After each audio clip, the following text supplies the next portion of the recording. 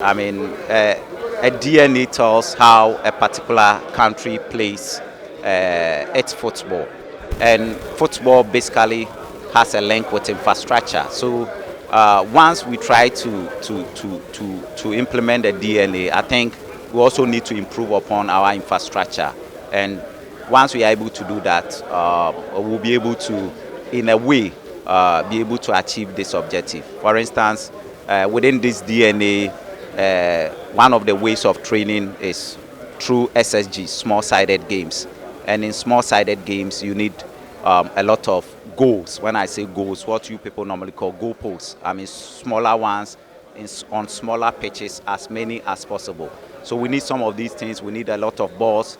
So I'm talking about equipment too. We need all these things to be able to make sure that this DNA comes to stay. Without them, I'm sure it will be a challenge. But then once we have some of these things, and then coaches too accepting what is in the book and trying to reflect on them and implementing them, I think it will go a long way to make sure that our football gets a particular identity. If you look at the Brazilians, you look at the Italians, you look at the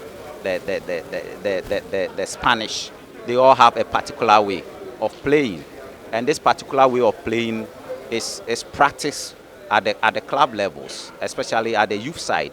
So once we are able to do this, then it means that as players transition from the youth levels into the elite level, it becomes evident that it will be easier for coaches to even work on them at the elite level. So it's a good thing. So we need equipment, we need the facilities, a lot of pitches. Bernhard himself said it. We need a lot of pitches and good pitches, of course, to be able to do that. So all stakeholders would have to come on board to make sure that it is achieved. It's not something that only a group of people can do it. But then everybody, government, media, everybody would have to come on board to make sure that we get a requisite infrastructure to make sure that this DNA can be implemented effectively. Yeah, it's unfortunate this time around. Even when you go to many of the school premises, you will not see pitches.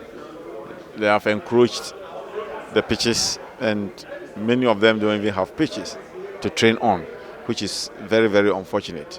So, but I think that with this implementation, things will go right for us, because I'm happy the politicians were here, and I think they also know that we can only play good football when we have good pitches.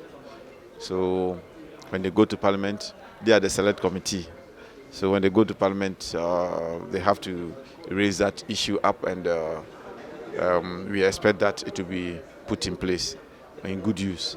It will be difficult because without good pitches, technique development becomes very difficult. Passing, receiving is a problem. So you need a smooth or a very good pitch, because when I went to Hoffenheim, you see the pitches that they train on. It's more or less like a room carpet, and very soft.